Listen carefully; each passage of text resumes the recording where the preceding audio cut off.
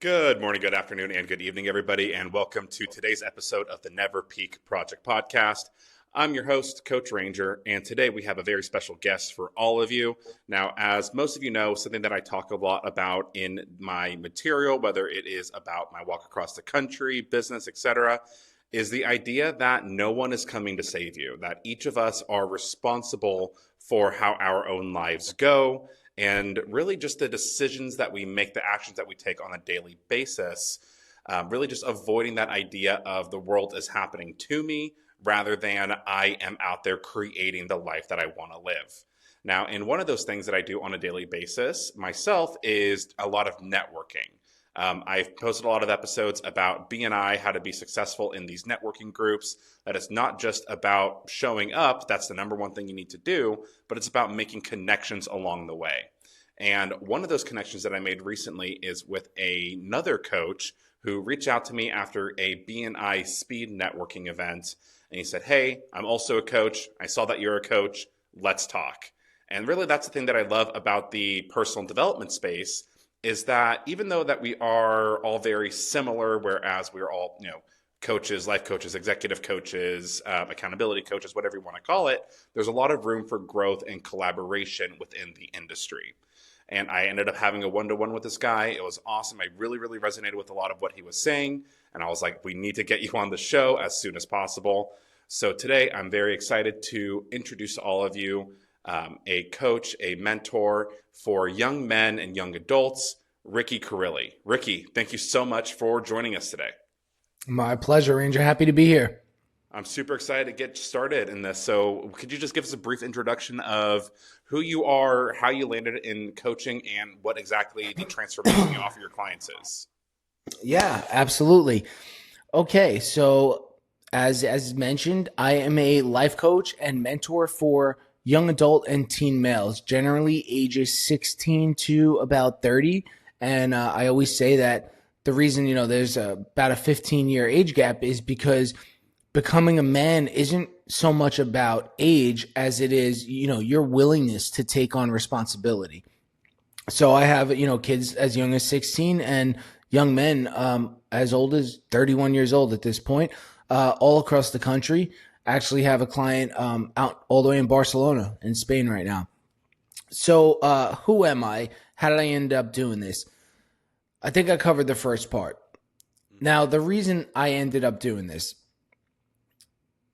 I looked around and see a failing society, and a lot of that is what I experienced firsthand. So between the ages of about 17 to 25, for lack of better words, like I was lost. I made personally all the wrong decisions you could make in the process of becoming a man. So when I looked around, when I finally got, my shit together, 25 years old is, really when I started, but it took years. I started to notice that it wasn't just me. It was a lot of young men were going through that. Well, you think, well, how does that make sense? Because college graduation rates are probably higher than they've ever been before. More people go to college now than ever before. Well, the reason is because the things that I struggled with aren't taught in school. They're not taught in colleges, universities. So it comes down to what are those skills that really lead you to become successful no matter what career path you decide to choose, and how do I teach those? So I always say, like, is it possible to learn this stuff on your own? I think it is. I did, but it took me a decade. And I think with coaches, one of the biggest advantages of having a coach is bypassing years of trying to figure everything out on your own, whether it's business or life coaching or anything. You can find this information on your own, especially in today's age, but having someone to tell you, hey, ignore all that fluff. This is what you need to focus on. And this is what worked for me. So having someone that you can relate to and see, okay, well, this person's been through that struggle too, or this person has overcome these failures and they're successful. it gives that relatability factor. And I think that is one of the most important things that ends up like what ends up as a reason why clients choose coaches. It's not because a coach isn't covered by your insurance, as far as I know.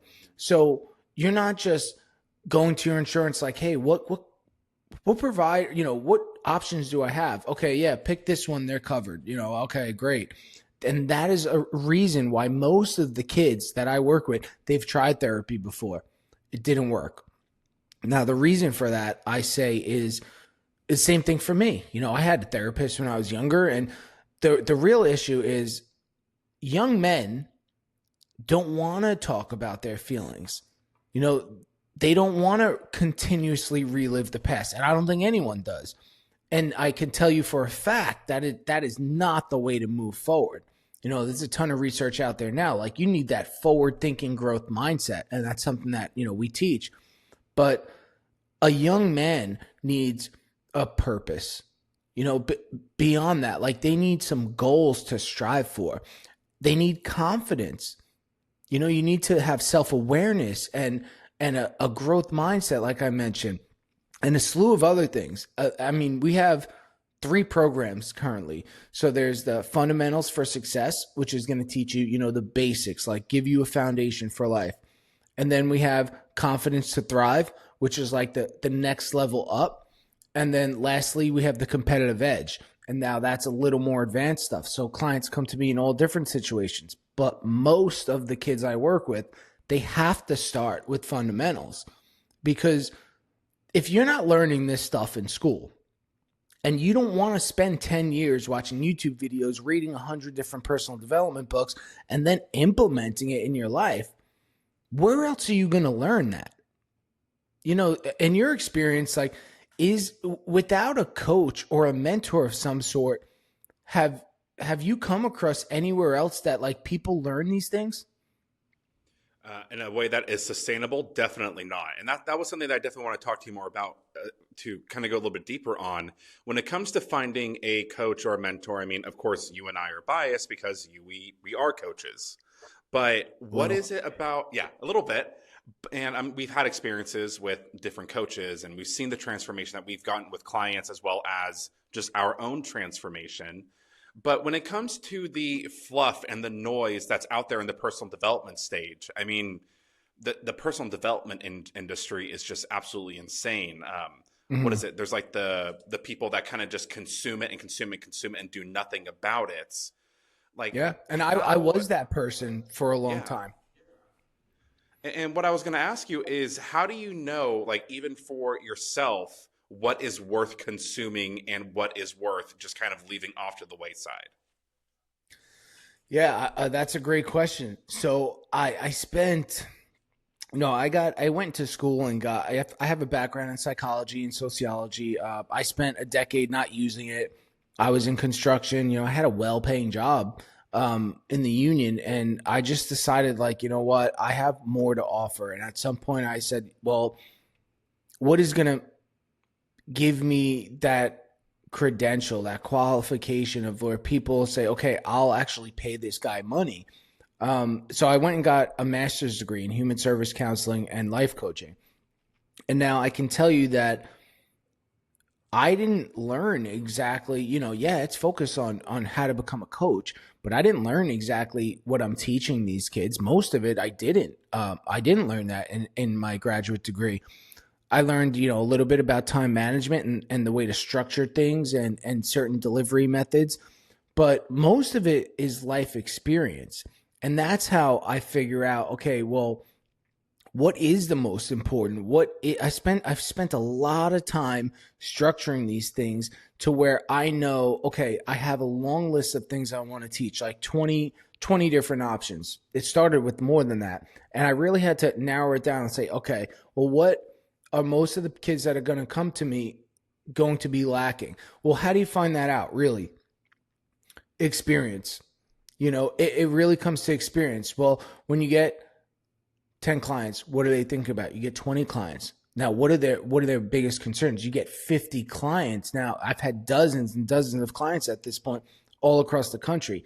Now I have some real data, and I can see like, hey, a large percentage of them struggled with A, B, C, and D. So I know that that is what most people are struggling with. So that needs to be a foundation. And then I realized, well, if we're going to teach things like, goal setting and like financial, basic financial understanding. I'm not a financial advisor by any means, but if we're going to teach a little bit more advanced things like networking and how to present and speak proper, I think you need to know the fundamentals. You need to have a solid foundation, again, that they don't teach in school. So when I put out this list of stuff, I'm like, okay, these are all of the things that I would love to teach people. These are all the things I have firsthand experience with. Not I read a book, not I pulled this off ChatGPT, or I watched a couple videos on YouTube.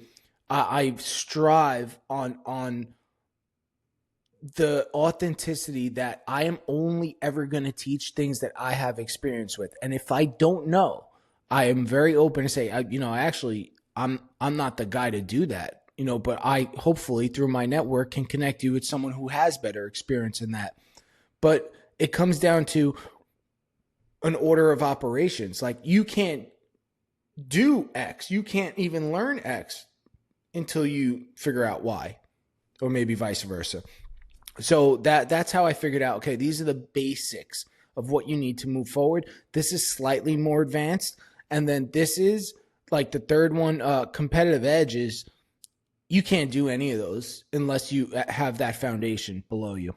And that's how I figured it out. But again, you could find data. I mean, we're living in the age of technology. There's no shortage of information and knowledge to consume.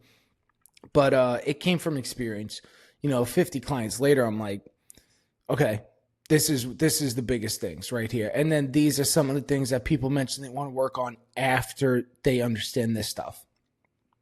Definitely. So yeah, that's how I kind of figure that out. Yeah, I mean, that totally makes sense. I mean, that's the best way to learn, is through actual experience and throwing yourself through the ringer. I mean, the best way to learn something is to screw it up first, because then you're going to learn what it takes, what it doesn't take. And when it comes to the main issues that young men are facing, especially, I mean, it sounds like you have a pretty good pulse on it across the country, across the world, even with students all across everywhere, apparently. What would you say are the major areas that young men are struggling with in today's age, and why? Okay. And most of those are in the fundamentals. Definitely self-awareness. And now I'm not the guy who's going to sit there and tell you, hey, listen, I do think meditation is powerful, but I'm not that guy. Like, I'm not the guy you come to learn how to meditate or pray. There's other people doing that. But being self-aware, knowing, excuse me, not just where you think you are in the world, not who you're comparing yourself to social media as, like, how do you figure out who you are? You have to sit down and take some time and really think about it. One of the ways I do that is a wheel of life. Grade yourself in these areas on a scale of 1 to 10. That's like the basic of, everyone could sit down and do that. It's going to take you 5 minutes. And there's a free link we could hook you up with also.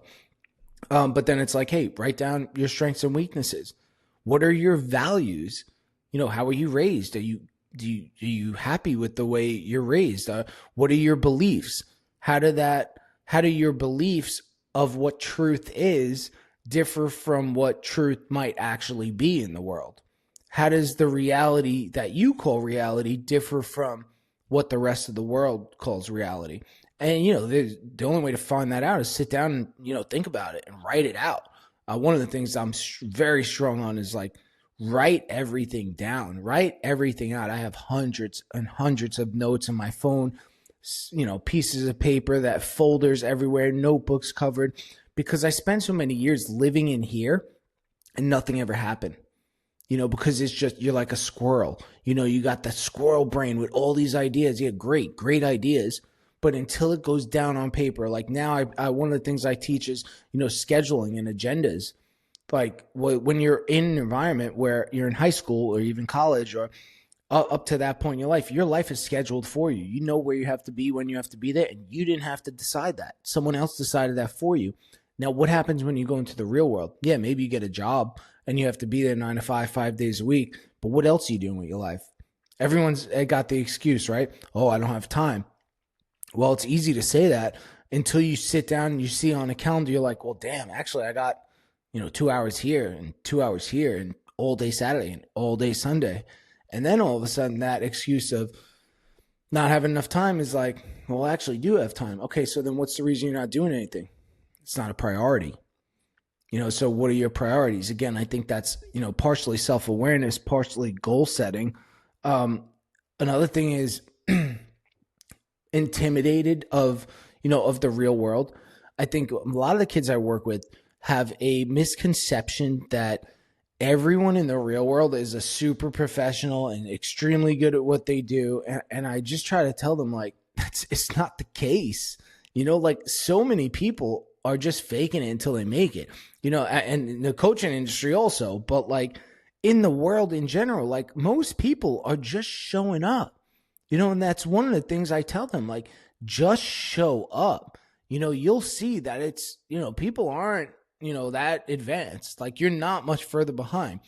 So all the schooling in the world, you talk to any professional, especially the successful ones, they'll tell you, like, you ain't going to learn anything in school that you're going to use in the real world. Great, you got a degree. Now it's time to learn. So, intimidation of the real world, mindset for sure. And everyone harps on, mindset. And it's like a cliche. And, the reason why people harp on that is because it's important. You can't do anything without that growth mindset. And you do it for long enough. And I'm kind of at the point, like, I could barely even see anymore. Like, how can you have a fixed mindset? There's a fixed and a growth mindset. I'm sure you're aware. But the fixed mindset that says, well, I'm born with this skill and this is all I'm ever going to be. And I suck at math. Well, so does everyone else that first starts doing it. I suck at basketball. Well, so is everyone else. So did Kobe Bryant before he picked up a basketball and spent 6 hours a day in the gym. So that's the growth mindset that says, not I suck at basketball, but I know that I can be better if I put in the time, if I put in the effort. And that's one of the things that we work on a lot. Another one is procrastination. Now, where does procrastination come from? A lot of distractions in today's world. Instagram, Facebook, social media in general, TikTok, YouTube. There's no shortage of distractions in the world, and that's just virtual. Like, and even good things could be a distraction too. Your family, you want to give attention to your family, but hey, sometimes, it pulls you in a direction, but they're the priority. That's another thing people should know. Like, don't chase anything. Money is not more important than people. That's one of the big lessons in life. But procrastination of why. Speaking of why do you procrastinate? Because that thing you're doing isn't important. That thing you're delaying to do is not important enough. You don't know why you want to do that. So part of it is finding that why. And there's one of the most famous, most viewed videos on TikTok is Simon Sinek, Finding Your Why. Highly recommend that. It's like a 12-minute video, 15 minutes of, how do you find your why? What is going to be that reason that you wake up every day? There's definitely no shortage of people in the world that are waking up every single day to go to a job that they hate, to come home to a house that they don't even want to be in anymore, to pay bills, to run the rat race, is what it is. And I get it, of procrastination. I spent many years procrastinating. I mean, there's still things that I'm like, I don't want to do that right now. I don't have to do that right now. But now I operate off a system, and something I teach them is like, if it's A1 priority, you have to do that right away. Write down a list, write down a to-do list, and your agenda. Put your absolute priorities in a calendar. The real world is operating off a calendar. If it's not in there, it's not happening. There's a 50-50 chance it's going to happen at best. But if something's in my calendar, I know I'm going to get it done. And then I have my list of things that never ends, really, that, you cross things off and add more every day. And that is where I plug those things into the spots on my calendar that I have free, which is, few and far between. But that's kind of how I figure that out. Also, it's good to know that a form of procrastination is looking at this to-do list that you create and constantly choosing the easier task. So maybe you have 10 things on there that you have to do, but the one at the bottom is nowhere near as important as another one. So how I differentiate that, asterisks or, hey, this is an A1, which A1 priority means like, this is the top. Do not do anything else until you finish this. And then once that's done, I'm like, okay, what's next? A2. That means I looked at this list. Okay, there's 10 things I have to do in the next week or so. What's the order of operations? What are my biggest priorities? What can wait a few days? You take it like that. So, procrastination, I would say, is one of them. Confidence, really, so many guys of all ages are lacking confidence. Now, when we talk about confidence, how do you build it? How do you figure out, who you are, what you're about? You look at, the only way to really do that is, look at your actions. What have you done? That's how you figure out who you are. Now, if you haven't done shit in years, or you've just done the bare minimum, or if you've just done whatever everyone else has done, the easy stuff, the bare minimum to survive, if that's all you've done in your life in the past several years, there should be no wonder why you're not confident. Why would you be confident about doing stuff that everyone else can do, doing the easy stuff? That doesn't make people confident. So how do you gain confidence? Through action. You got to take action. Uncomfortable action. That's where growth occurs. That's the only place. The only place you can grow is through uncomfortable action. And, it's intimidation, as I mentioned, of, oh my God, when you finally wake up and realize like, wow, I have to make all of these changes in my life. Yeah, maybe, but you probably got to start with one. Like, let's make one positive change. Do that for a couple of weeks and let's add something else. Let's add another thing after that. So it comes in steps. And then at some point, 3 months down the road, 6 months down the road, a year down the road, even longer, you look back and you're like, I have done some stuff that I'm proud of. All of a sudden you start to stand different. You start to look people in the eye. Your confidence begins to change. But before you do anything, you ain't got much to be confident about. So that is another huge issue. And it goes into relationships and dating too. I was just talking with another coach, and she's a relationship coach, and she's talking about, the problem is like so many women I talk to saying like, there's no good men out there. Well, there is good men out there. There's a lot of good men out there. The problem is they don't have the balls to go up to a girl in real life and say, hey, I'm wondering, my name is Ricky. It's nice to meet you. I was wondering if, maybe we can get to know each other a little. Okay, why? Well, we might as well lead right into the next thing. This is the last thing. I'll cut it after this. Fear of rejection, fear of failure is a huge reason why people aren't doing shit. A lot of the clients I encounter struggle with that. And like you were saying before, being willing to experience failure and continue on, that's another way you build confidence. Awesome. Ricky, so we just had a little bit of tech issues. We're jumping a week ahead now. So different looks, different pictures, but same great content. And what we were just talking about right now were all the issues that young men are facing in today's society. And just kind of recap, it sounds like the main issues really are self-awareness, intimidation of the real world, mindsets, and specifically around their growth mindset and being a victim, clarity of direction and having a clear purpose, prioritization of tasks, confidence through action, building up your confidence through taking imperfect action, And then fear of rejection is just what we were talking about. And it really sounds like those are things that, yes, we're talking mostly about young men, but can definitely apply to a ton of different people.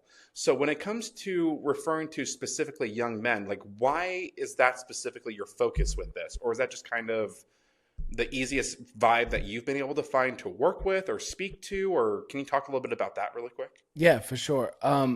It definitely is hitting every demographic in society.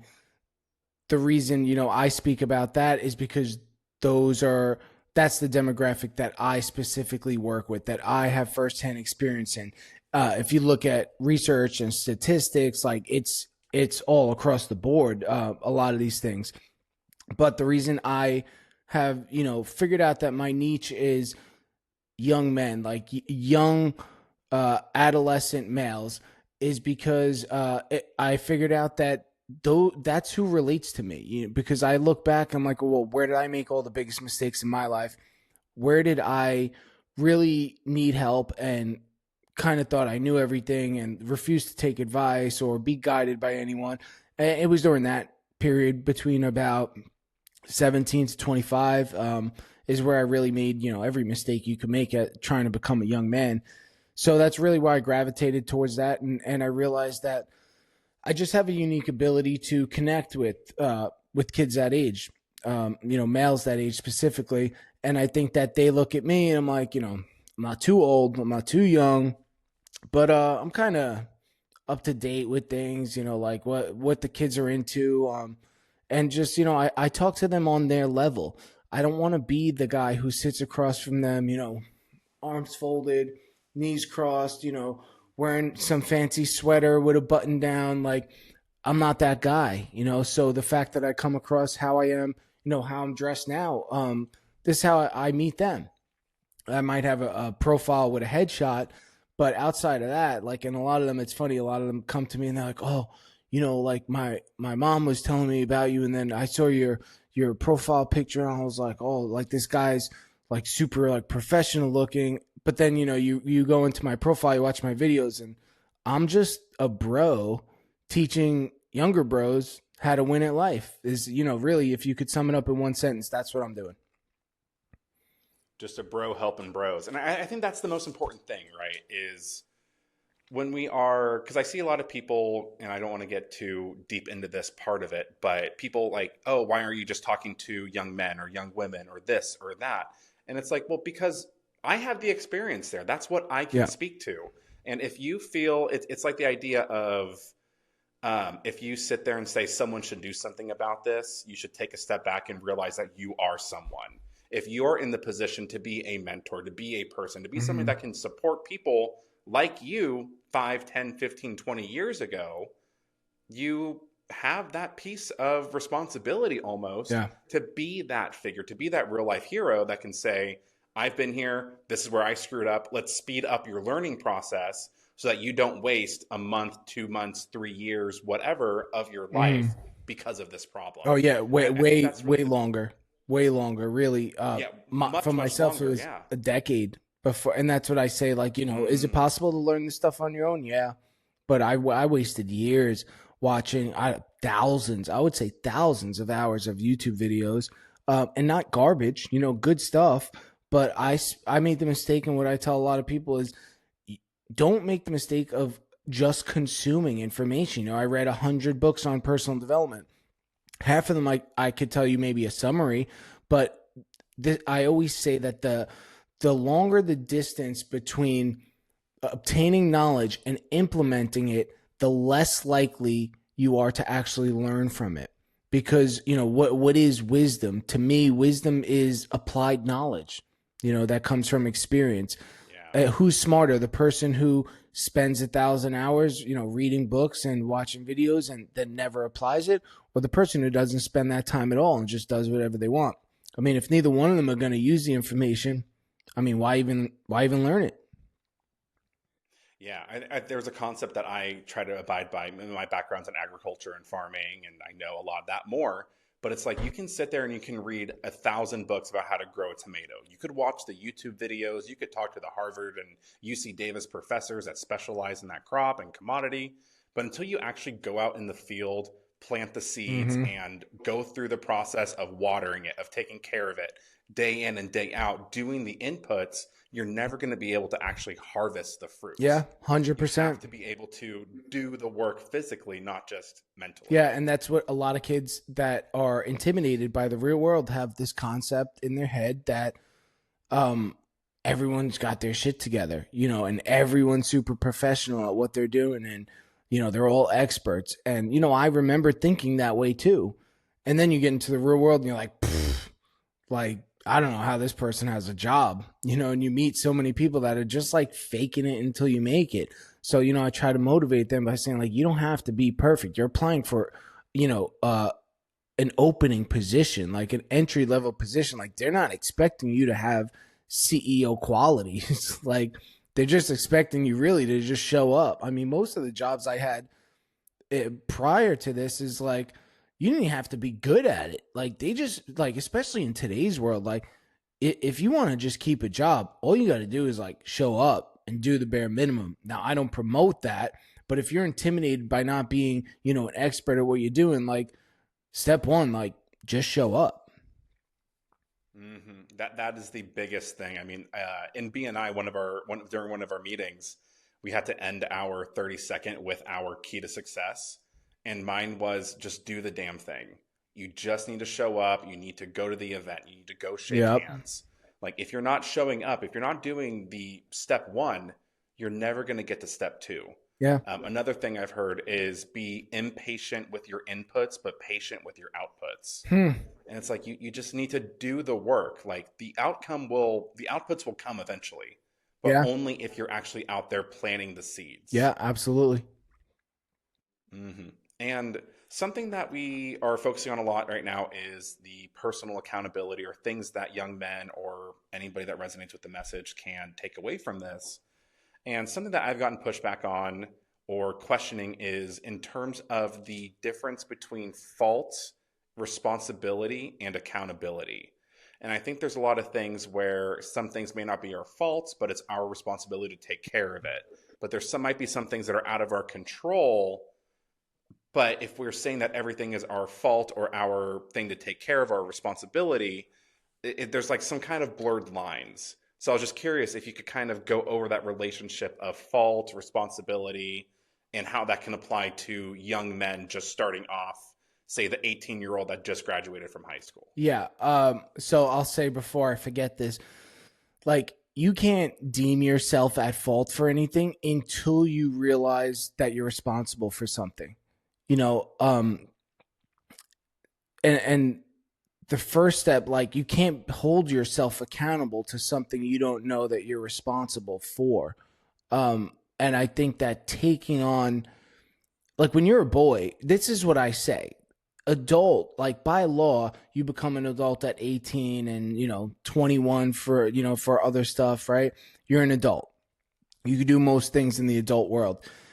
But in your brain, like, mentally, that there is no age. There is no, maybe society says you're supposed to be an adult at this age, but in my experience, in my own life, and the clients I work with, like, being an adult doesn't have an age. Like, I work with 16-year-old kids who are full blown ready to crush it in the real world, and I work with kids up to, I call them kids, but young men in their 30s, and they're not really ready to crush it.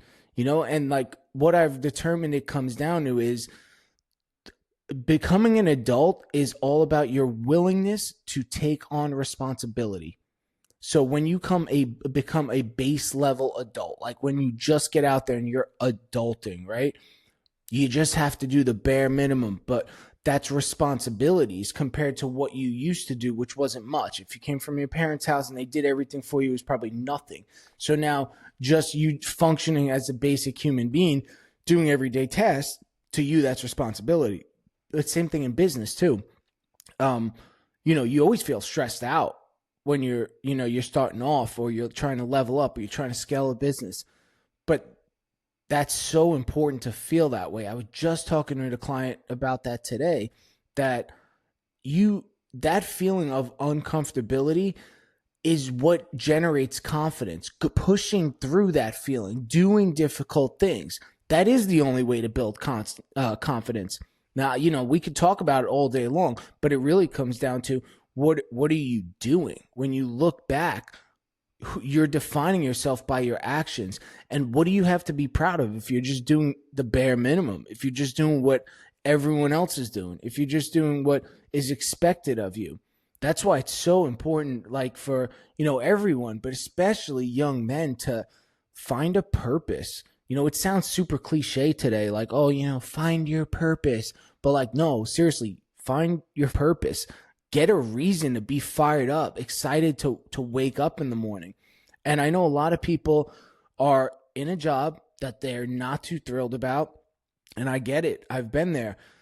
I'm not saying it's easy to back out of that situation. I'm not oblivious to the real world that, we got bills and families and things going on. Like, you can't just drop out. Most people are living check to check.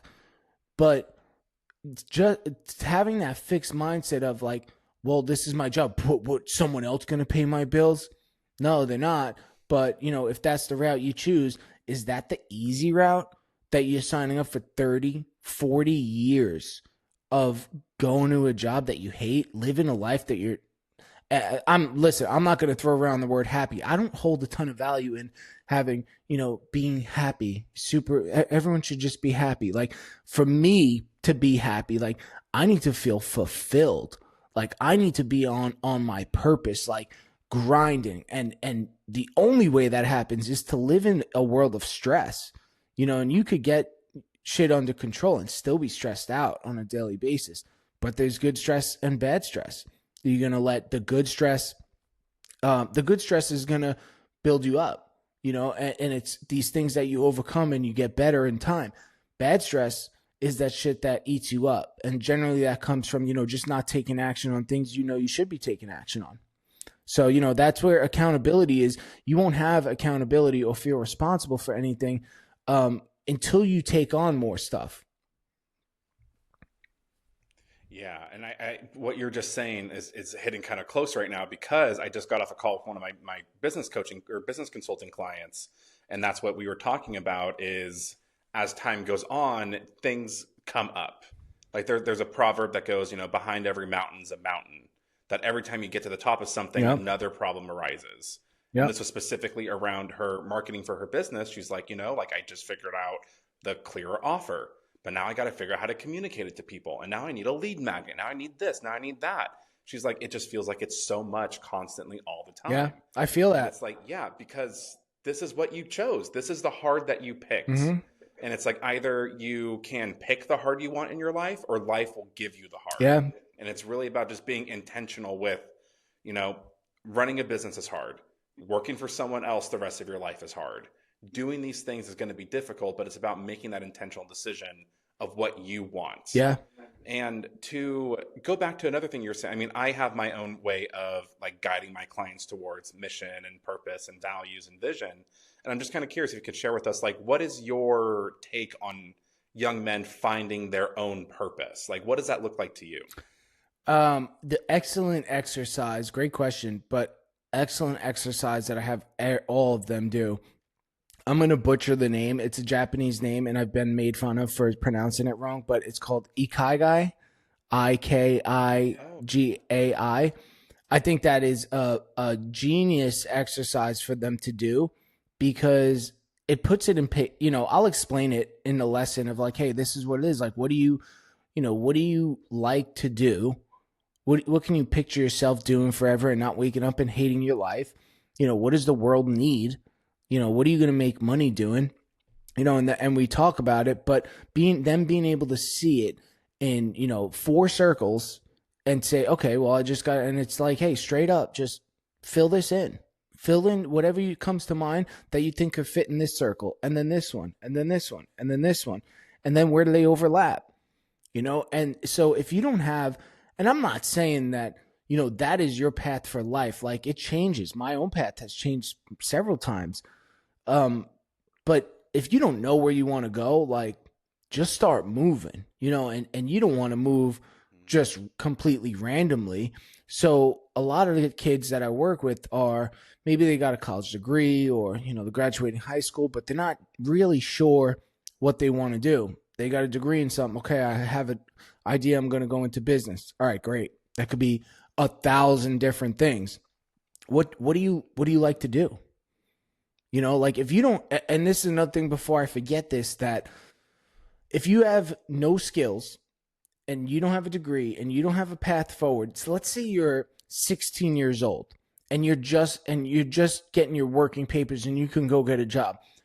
Now, I'm not knocking anyone who has a job doing something like this, but like if you have an option, if you're going to make $15 an hour no matter what you're doing, right? And the option is either stock shelves or go be a waiter somewhere. Go be a waiter somewhere, because the skill that you're gaining of being personable and having to please a customer, right? That is lifelong value. Stocking those shelves, yeah, you might learn some organization skills and kind of how to take orders and, be a little bit responsible, but like the skill of being personable and customer satisfaction is just, unmatched. It doesn't matter what you're doing. If you're going into business of any sort, you need some kind of sales experience. You need people. Like it's impossible to do life without other people. And yeah, I think that's one of the biggest things B&I has shown me is like, it's very hard to do everything on your own, but you don't need to. There's a network of other people who are willing to help you out, but you want to bring value to the world. That's why personal development is so important, because the more valuable you are as a person, the more value you bring to the world. The more you expand your skill set and your mindset, the more opportunities you're going to have. Exactly. And I think there's another concept that I learned that looking back at my own, 18 through 24, which when I was in school, I had mostly research projects that I was working for and making some extra cash. But right as soon as I graduated, I had the option of taking a $40,000 a year job in a lab. And I think it was just the idea of what it meant to have a degree that was fed to me. I thought that was way too low of a salary to get for someone with a Bachelor of Science. So I said, no, I'll figure it out. I'll get something else. And it's like one of those big regrets that like maybe I wouldn't have ended up where I am now, but it would have ended up taking me somewhere else. But it was the concept of, are you in your season of earning or your season of learning? That are you going to be going for if you're making 16 stocking shelves and you're getting those like very basic soft skills, or making, let's say 15, $1 less doing the waiter.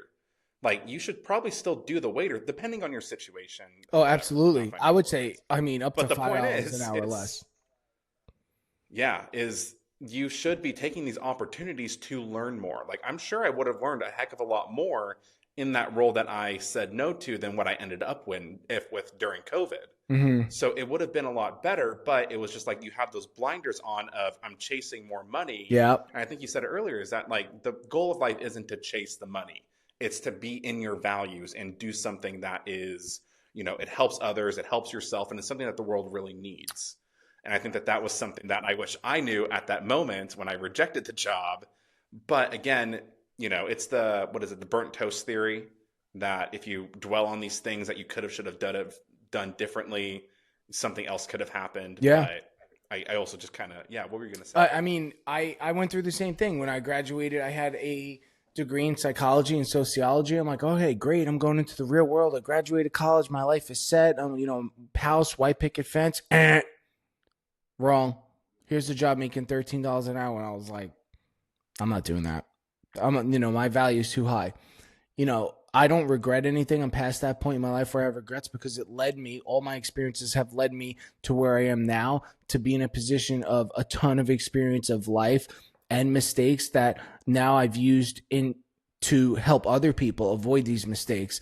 And, now I'm very good at what I do, but I wouldn't even be in this position if I never made the mistakes along the way that I made. Back to your point on like making a couple dollars less, like I would say up to $5 an hour less, maybe even more. I don't think you put a value on it, because by the time you get smacked with another realization of being an adult, taxes, by the time you get hit with taxes and you realize, hey, the more you make, the more they take, it doesn't really add up to that much. So I always say, like, always if you're 20, 25 or younger, like, always choose experience over money, unless you got a starving baby in the house already. But it's just so much more valuable. But that's why finding, your purpose in life, like a general career path that you think you're pretty much going to be okay sticking with, is very important, because you're building a resume. Like, compared to, like, what are you going to do? You decide, like, that you want to chase your field, and, like, what are you going to put on a resume? Like, yeah, I got experience, like, stocking shelves. All right, great. You could work in the fax room. You could organize the documents in a law firm. Like, you want to just be on your path, because you're not going to get the best job right away, or even a year or two in. That's another problem with, like, this generation, even our generation. But the youngest generation is like a year is too much for them to work. Like, they should have everything already. A couple years, like, oh, I've been doing this for 2 years. Like, yeah, but it's less than that. It's like, oh, I've been doing this for like 3 months now. Like, it's just not working out. It's like, it's not supposed to work out yet. Like, it's 3 months. But when you're younger, it just feels like such a long time. It's only when you start getting older and you mature a little bit that you realize how fast time goes. Yeah. I think that's the other thing too, is just like which I'm not sure how much of it plays into social media or TikTok or these like shorter attention spans. But I mean, also when you're young, 3 months of your life when you're 18 is a significant portion compared to 27, 37, 45. You know what I Yes. mean? Like that time is in relevant terms to them a lot longer than it really is. But it's just about like that setting of expectations. Mm-hmm. Like reality is not meeting expectations. And because they've held that expectation for so much longer than that reality time, that almost is overtaking what they think should actually be going on compared to what is. Yeah. So it's just like that weird thing. And I think it's like what you're saying is that if they don't have someone like you or a coach or a guide, or they haven't done a lot of reading or research, when that happens, they don't have any kind of learning or backing to understand really what's going on. Yeah. And that is why someone It's like you that you can know, help them it's speed up that process is so valuable. it's partly society, but yeah, good luck blaming society. A lot of good that's going to do. But I think the tide is slowly changing of what people are expecting out of college. You look at statistics, and more people are going to get a graduate degree, because the equivalent of a high of back in the day, like, you had, when our parents were growing up, like, not a ton of people went to college. So it was like, oh yeah, they went to college, like, they're extra qualified. But now like, not like, I would say, like, in the 80 percentile at least. I don't know the stats on this, but most kids go to some form of college out of high school now. So in a way, it loses its value of setting you apart. So now people are looking like, well, what can I do to set myself apart from the herd? So more people go to graduate school.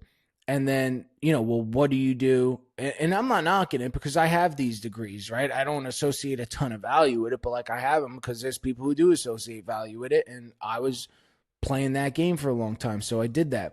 But now say you have a master's degree. What separates you from all these other people with a master's degree? And I think it's probably, at some point, like, you people are starting to realize, like, well, what else outside of academia is gonna set me apart? And this is what I try to do. This is my full intent, is teaching the life skills, the things that really matter, regardless of your field of interest and your career path, the core things that really matter, that will set you apart from just somebody else who went to school. Like, and, to all the parents out there, big deal, your kid has straight A's. Like, what else do they do? If all they do is school and memorize things, and they're robots of the system, like, with nothing else going on, and their whole worth and their whole self-value is based on their grades, like, no wonder why kids, lose their mind. They get a B in a class, like, because a lot of parents out there, especially, certain ethnicity and cultures, like, hold so much value in school. And I'm not saying it's not important, but if all your child can do is get good grades in school, great. They're good at memorizing things. but like, are they good at life? Are they capable of like living on their own and like doing things and socializing? Like one of the biggest things, that's why I brought up, building the skill of personability, is because like, it is lacking severely. I work with a lot of youth, my other business too, and like, damn, man, like COVID didn't help. Kids, not being having face to face interactions for years and not going into school in person, like, was the worst thing that could have happened. But social skills, communication skills are severely lacking. Like it's like awkward trying to talk to a lot of kids today. And that's going to hold them back.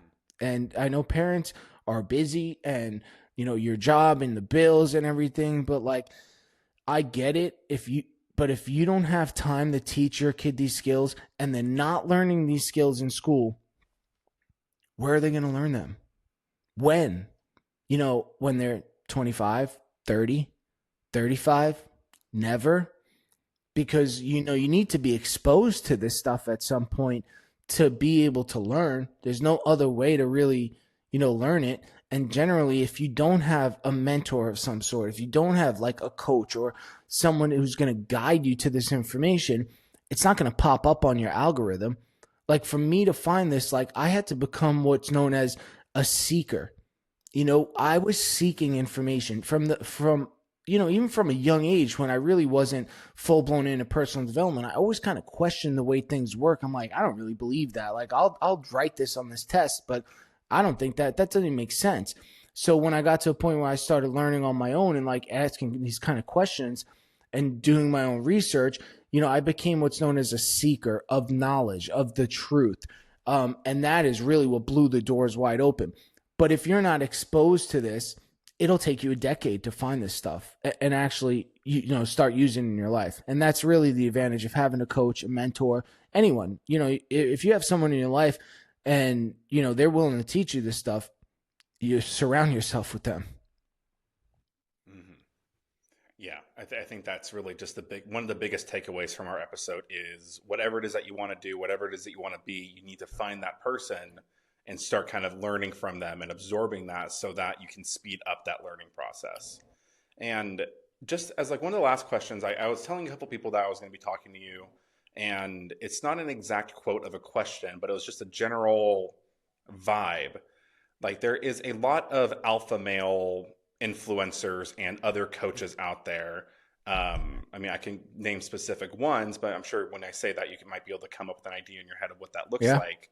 Like, how do you differentiate yourself from those? Because those ones, a lot of the alpha male folks can look a little bit more negative or have negative connotations around them. I'm just curious, like, what your take on like the industry, like maybe what's wrong with the industry or what's different? Well, or I mean, what's wrong with the industry? There's a ton.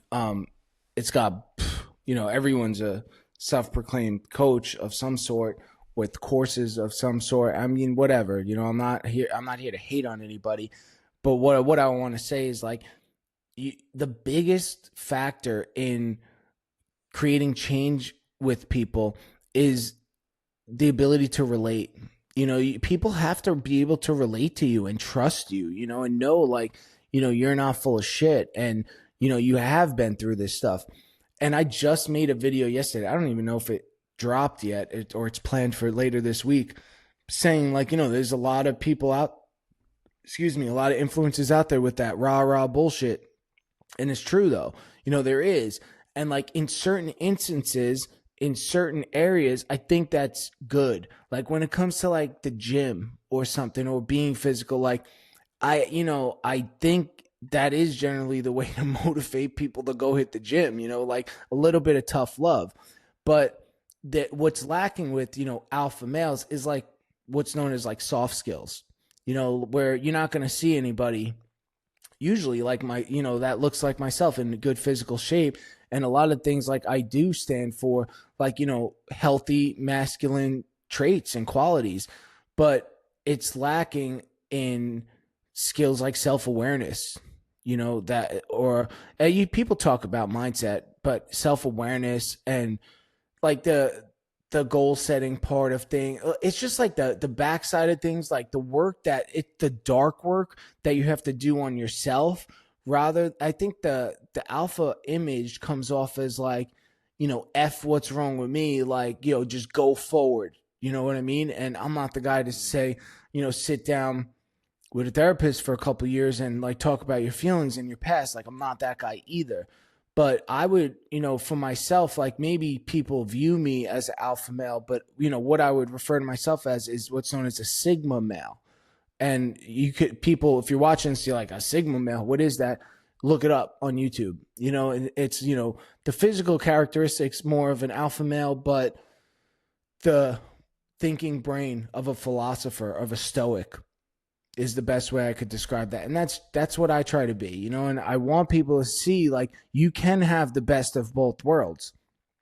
Like I take pride in, looking good and feeling good and, being physically capable, but I probably take at least just as much or more pride in the fact that I'm, knowledgeable. I've put a ton of time into, learning things and firsthand experiences of things. And that was part of my process of like peeling away that mask of masculinity. Great book by Lewis Howes, who runs School of Greatness. It's called Mask of Masculinity. And that book really like showed me like, hey, I am hiding a lot of stuff by being this alpha male in a way. So it taught me a lot of things like, no, dude, there's more to it than rah rah. So, that's what I would say. It's deeper than that. And also don't judge the book by its cover. A lot of people might look and like, look at this guy, what's he talking about? But if you watch my videos, I'm not really rah rah. I'm actually very soft spoken because, I'm passionate about what I'm saying, but there ain't no reason to, get crazy. Like you realize when you start to mature that raising your voice, people listen less. It's the soft speaking people that don't speak that often that people listen to. Perfect. Yeah. I mean, in my notes right here, I had written down difference, self-awareness, question mark. And I think that's exactly what you hit, was that typical alpha male, that I don't know, that type of stereotype is very rah-rah. It's very, I haven't actually done a whole lot. I'm just kind of screaming at a camera telling you to get your stuff together while I'm not the one doing the work. Like, and I think the biggest thing with what you're saying too is you've done the work, internal, external, that your physical appearance also matches what is going on in your brain. You're not just pumping iron, you're also doing that mental, emotional, physical work that is required to take your clients where they really need to go. Yeah. Yeah, for sure.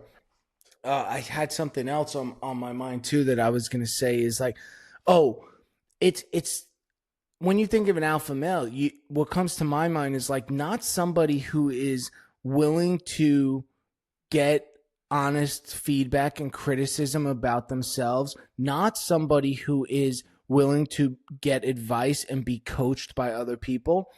And you don't learn like that. You got to let go of the ego and realize like, I don't know everything. And even when it comes to the gym, like there's always a bigger dog on the playground, so, and I've been humbled like that in that way too. So it's being willing to just realize that like, you don't know everything, and you're not the best at what you're doing. So there's always someone to learn from. Like confident in what you've done, but humble enough to know what you don't know. Oh, exactly. That you can always learn something. And I think I talked about this in on my March 10th episode about my walk. Is, I did this big crazy thing. I did my walk, and then suddenly I find other people that did it faster, or went longer, or walked across another continent. And it's like, damn, there's always somebody else. There's always, like you said, a bigger fish, and there's always more to learn. So. Yeah. If people wanted to learn more from you and see what you have to offer, what would be the best way for them to get in contact with you? I would say Instagram at Ricky Carilli, RICKYCARILLI. I'm on TikTok and YouTube under the same at. But yeah, or you check out my website, rickycarilli.com. But if you're looking for free daily value, just trying to connect, like definitely go to Instagram. It's where I'm probably the most active. Perfect. Yeah. And guys, in the last couple of weeks that I've been following Ricky, he has been posting a ton of content. He has a nice backlog already. So I'll be sure to put all of his contact information down in the show notes. And Ricky, thank you so much for taking the time to share your knowledge and magic with listeners. I know that pretty much anybody that listens to this will be able to take away at least a few pieces of knowledge or information. What I love the most about it was that it's very actionable. A lot of this is something you can start doing today. Yeah. So thank you for spending the time. Thank you, bro. I appreciate you having me. Anytime, hit me up. We got to link up sometime soon, only an hour away. Yeah, exactly. And that's the other great thing about BNI and these other things is that we're able to find each other and find like-minded people. So we'll definitely do that. For sure. And then thank you, of course, to the listeners for spending some time today. Thank you for giving us your most valuable resource, which is your time and your attention. I hope that it was worth the trade-off for sure. If you have any questions, suggestions, comments, reminders, please let me know. My email is ranger@withinrangecoaching.com. If you could please take a second to just leave a rating and review on whatever podcast platform you're listening to this on, I would super appreciate it so that this could get into more people's ears and really help people that need it the most. As always, remember that the best is yet to come as long as you are willing to make the decision every day to never settle, never quit, and never peak. I'll see you guys in the next one.